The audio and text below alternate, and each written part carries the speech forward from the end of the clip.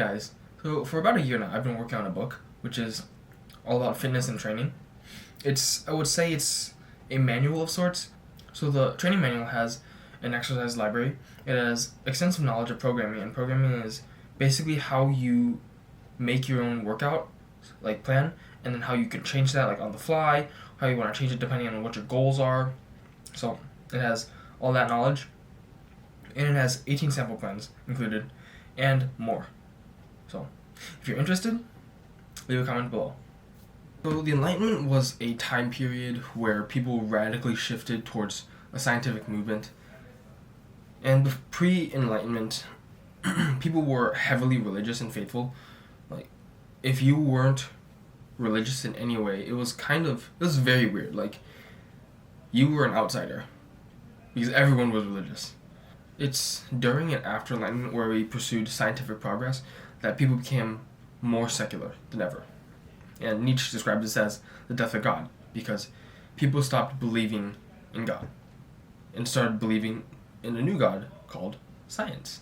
But that does not mean that people have stopped being religious. It's just that people have switched gods, essentially.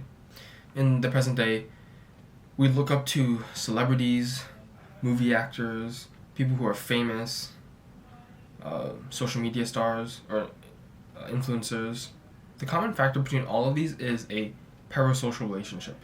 It's a relationship where you as a viewer, as a consumer, knows the producer, while the producer doesn't know you. For example, I may know Kobe Bryant. I may know his entire life story. I may feel like I even know him as a friend, but he knows nothing of me. He's never met me. He's never seen me.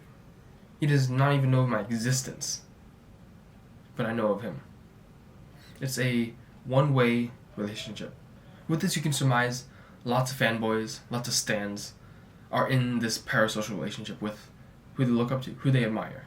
And even more evidently, you can look in YouTube comment sections. Whenever there's drama on YouTube, you can go to the comment section and there's a lot of examples for you there. I don't mean to pick on people.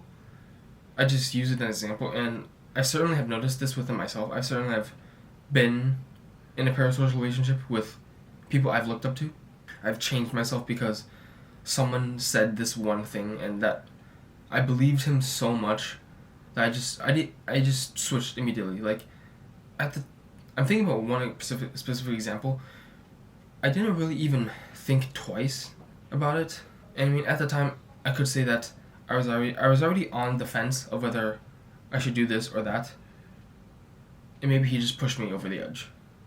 That could be a possibility. In other examples, there were times that I didn't really research at all. Like, I would trust what someone said, and I didn't care to do my own research. One, because it's really boring to do research. It's just really boring. But it just demonstrates that I didn't fact check them. I trusted their word because they said it. I think that people are inherently religious, and like I said, we just pick other people instead of God to follow, to praise, to worship. And you have also picked your own God, or gods, to worship. Whether that be the Christian God, Father, Son, and Spirit, whether that be an Instagram model, whether that be an influencer, whoever it may be. And you might say it's different, like, I'm not religious towards them, But would you change your thinking because of what they think? I think you would. And if you would, then that means they have power, they have influence over you. How are they not your God then? They influence your thinking. They influence what you do. You worship them. You trust them. And this really isn't that different from a kind of religious fervor. The thing about this is that it can be dangerous because unlike a God who is perfect, we are imperfect. We make mistakes. And in worst cases, we are malevolent. Some people that you worship may not deserve it. And even after they lie to you, you might still trust them. Even if they were in a scam, even if they were in a Ponzi scheme, but then they apologize to you, you would probably still trust them. In fact, you might trust them even more now. Because, they lied to me, but then they admitted it. They showed up for their mistake. So I should trust them even more. Is that really how it works? I'm not saying to not trust anyone, but if they were a friend and they betrayed you, how would you feel?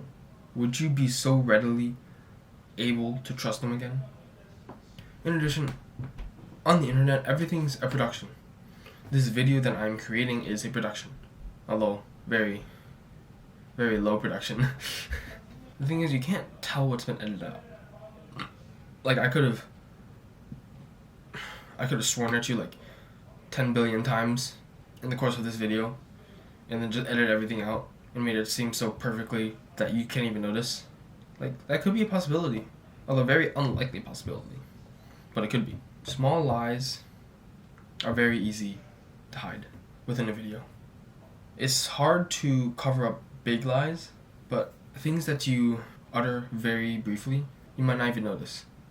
And all this really comes back down to is just parasocial relationships, just being in a one-way relationship. Unlike people, if you worship God, God will know you. I'm not saying this to like convert you or anything, but in a Judeo-Christian perspective, God, if you worship God, if you have faith in God, God will have faith in you. That's the belief. That's the faith. You don't get that with people. You put faith in a person, that person doesn't necessarily put faith back in you. Ironically, in an age of scientific advancement, we are thinking less critically. We're questioning less. Maybe that's because of social factors, or maybe it's just I'm just assuming things of the world that are not true. But maybe I'm not. Maybe people are taking more things for granted. Maybe people aren't questioning as much as they should. Because there's so much information out there. And there's so much misinformation as well. I'm noticing that with myself, it's not the skill of knowing of getting more information, it's the skill of sifting through the bullshit. That's what you need right now. So having a religious fervor is natural. But you also need to think. And this is the same thing even if you're in a religion.